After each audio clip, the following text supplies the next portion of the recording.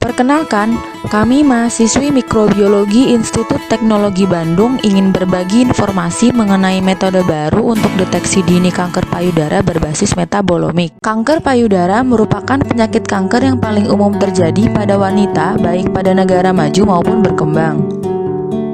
Pada tahun 2011, diperkirakan sekitar 508.000 wanita dunia kehilangan nyawa akibat penyakit ini. Meskipun kanker payudara dianggap sebagai penyakit negara maju, sekitar 50% kasus dan 58% kematian akibat kanker ini terjadi di negara berkembang. Tingkat kelangsungan hidup bagi penderita kanker payudara di negara berpendapatan menengah berkisar pada angka 60%. Angka ini lebih rendah lagi di negara dengan berpendapatan rendah, yaitu 40%. Rendahnya tingkat kelangsungan hidup terjadi karena kurangnya program untuk deteksi dini kanker, di mana deteksi lebih banyak dilakukan ketika penderita telah sampai pada stadium lanjut.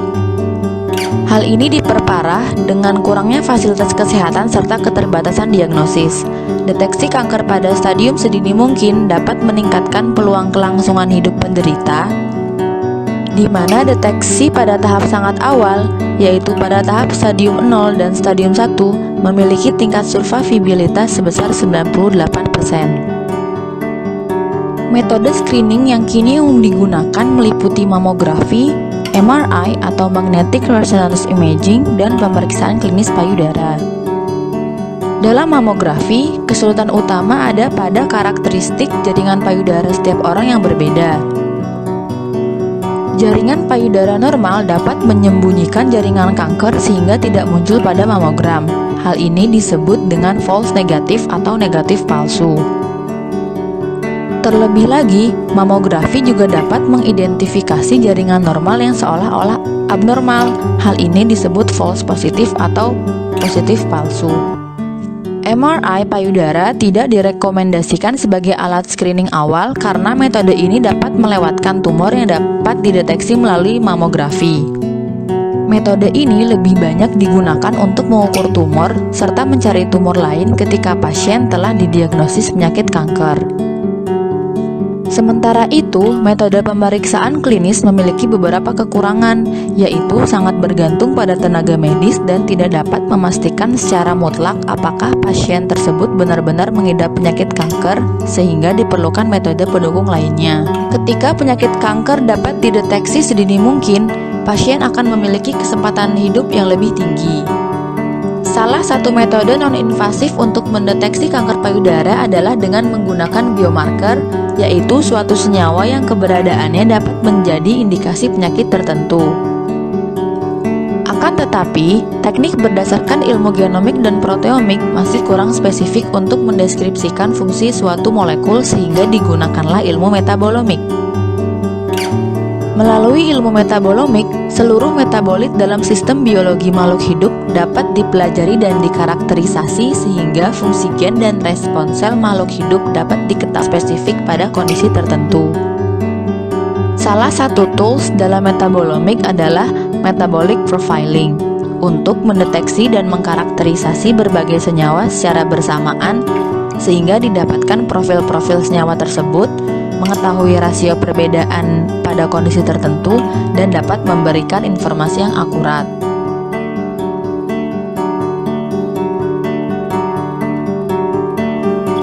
Sebelum beralih pada metode baru untuk mendeteksi kanker payudara, terlebih dahulu akan dipaparkan perbedaan metabolisme pada sel normal dengan sel kanker.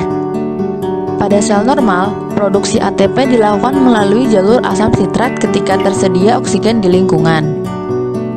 Sementara pada sel kanker, produksi ATP dilakukan melalui jalur fermentasi bahkan ketika terdapat oksigen di lingkungan. Produksi ATP melalui jalur ini akan mempercepat produksi ATP meskipun jumlahnya sedikit.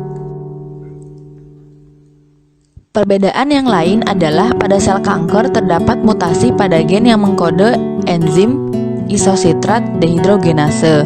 Akibat mutasi ini, terjadi peningkatan fluks glutamin yang menyebabkan terbaliknya metabolisme asam sitrat secara sebagian. Hal ini mengakibatkan banyak terbentuk senyawa asetil-CoA, tetapi sedikit terbentuk NADH. Di sisi lain, pada sel normal tidak terjadi mutasi pada gen pengkode enzim isositrat dehidrogenase sehingga jalur asam sitrat berjalan normal. Tidak terjadi peningkatan fluks glutamin dan produksi NADH terjadi secara normal untuk reduksi oksidasi sel.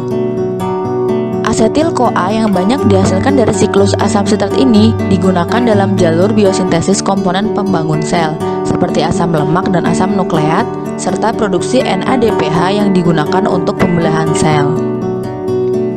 Produksi komponen pembangun yang banyak dan produksi NADPH yang banyak inilah yang menyebabkan sel kanker dapat dengan cepat membelah. Dengan mengetahui perbedaan metabolisme yang ada pada sel normal dengan sel kanker, dapat diidentifikasi metabolit yang berkurang ataupun yang bertambah, bahkan mengetahui metabolit yang hilang ataupun yang muncul pada sel kanker. Salah satu metabolit yang dapat menjadi biomarker untuk deteksi kanker payudara adalah senyawa 5-hidroksimetil 2-deoksiuridin yang didapatkan dari sampel urin pasien wanita. Metabolit ini telah diketahui sebagai marker kerusakan DNA yang teroksidasi. DNA dapat teroksidasi karena berbagai proses metabolisme dan lingkungan.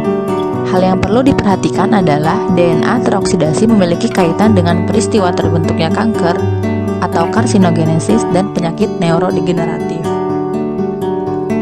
Berdasarkan penelitian yang telah dilakukan, jumlah senyawa ini meningkat secara signifikan pada darah dan urin pasien penderita kanker payudara, di mana jumlahnya paling banyak terdapat pada fase awal kanker, yaitu pada saat tumor jinak dan pada wanita sehat yang memiliki sejarah kanker payudara di keluarganya.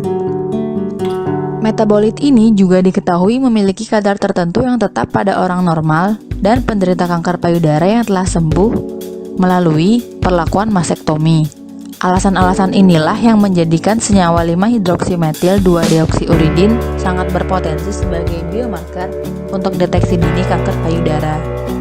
Pemahaman lebih lanjut mengenai gangguan yang terjadi dalam metabolisme sel-sel yang dapat diketahui melalui pendekatan metabolomik dapat memberikan wawasan mengenai mekanisme penyakit, biomarker diagnosis, dan biomarker prognosis. Hal-hal ini akan mengarah pada wawasan baru mengenai mekanisme kanker dan manajemen pasien pengidap kanker. Dengan mengembangkan metode deteksi dini kanker yang lebih baik melalui pendekatan metabolomik, dapat selanjutnya dilakukan evaluasi dan validasi biomarker agar dapat digunakan di laboratorium klinik yang bersifat layanan.